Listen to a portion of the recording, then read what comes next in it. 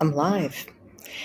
And I mean that in more ways than one. YouTube is telling me I'm live. And I am alive because of all of that brutal chemotherapy and surgery and feeling lousy and all of that all throughout a pandemic. And I am truly feeling grateful that I'm alive. That took some doing. Some days I don't feel that way, but there are times when I really do. Today's one of those days. I've been meaning to create a post for a while now. I've even made a start at a couple of them, and then life happened. A lot of life has happened. I'll start with the good. I was able to ride horses with my family. This is October timeframe, so 4 months, literally to the week post-op from that horrendous surgery. I was able to ride horses, hike the Appalachian Trail, and do some river rafting. Now, the river rafting was very gentle. The hiking was at a different pace than it might have been a few years ago, and the river rafting was very gentle. Wait, did I say that all right? I think I did. And the horseback riding was lovely, and we mostly just walked. But to get out and enjoy nature and see fall foliage and hang out with my family and do active things only 4 months after that surgery really made me feel grateful, happy, filled my soul with happiness. So I'm grateful for that. I don't know if I posted before about what happened after I found out I was cancer-free. I think I might have posted one thing this year. So that's the good news. Feeling happy about that. Feeling happy that and grateful that my kids are healthy. They're here. We have our family together. We have clean water to drink. We have love. We have work that we enjoy. We have time. We have love. We have each other. So that's really great. There've been some other really tough things. One is that a good friend of mine got a cancer diagnosis right as I was finishing up my treatments. And so it's just frustrating to see how many people this horrific disease touches. So she's got lots of support and love. I'm one of her friends. She's got many who are sharing encouragement with her. And then I am working through some challenges. There's been a lot of loss this year. I mean, for all of us, this pandemic has been one for the books. And then add to it fighting cancer, which ended up being a fight for my life. I did not know I was in for it till March 3rd.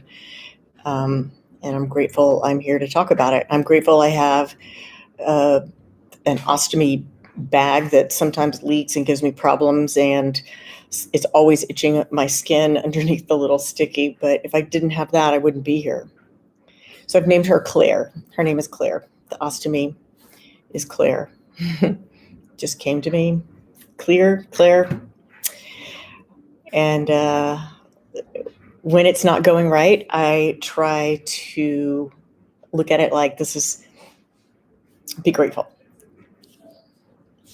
So that's what I do. We had some more loss. So the morning that I found out I was cancer-free back in late July was also the morning I found out my mother had a week to live. That was a really hard week. She died a week later on that Monday. She was only 84. She had just turned 84. Her parents lived until their late 80s. And then my great-grandparents, I had 3 of them live to be 98 or 99. So I really thought we had longer with her. And the last time I saw her was a year ago. It was December a year ago. I didn't know that would be the last time that I would see my mother alive. It's a lot of grief. So because she was in a nursing home rehab facility, essentially just a petri dish for the COVID, and that's not what killed her. What killed her was progressive dementia, which is frightening. She knew us up until about a week before, and then she went downhill fast. She actually did test positive for COVID, although that was not what, she had no symptoms. That's not what killed her, although that is what's on her death certificate. So that happened in August. And then in September, our beloved dog, who'd been with us for 14 and a half years, since my kids were 5 and 7, she'd been with us for everything. And it's like she knew and somehow waited until I got through the death of my mother to hang on just another month. And that was horrible. That was really sad. People who understand the loss of pets do understand, and I know not everybody does. That particular dog, Reagany, was such a personality. I am still, it's December, 11, 12, 13, December 13th. It's still, the house doesn't feel the same without her. She had a big old personality, and we loved her. Loving on that dog was one of our family activities. So we just move on. They're here for not long enough, right? And then in October, October? Yeah, I think so. Late October or early November, I'm not sure which. Coleman's dad died. So it was just one thing after another this fall. We just had the family celebration of life yesterday. We had to do it Zoom, like we had to do for my mom's. And it's hard. It's hard, even when your parents are old and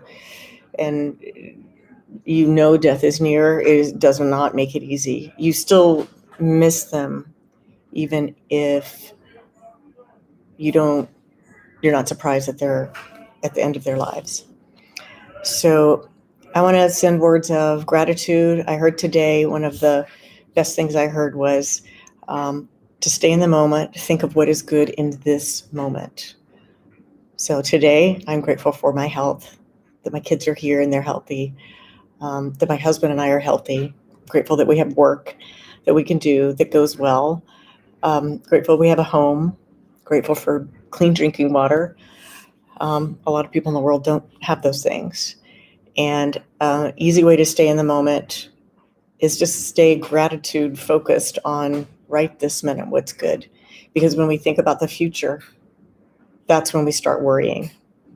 And worrying about the future does nothing. It achieves nothing. And then being angry about the past, and I've had bouts with that lately, doesn't help either. So being grateful and focusing on what there is to feel grateful for is that's my gift to myself, my family, and maybe to you guys. I hope that is something that you can embrace, and that you have a warm and loving, rewarding holiday. Ciao for now.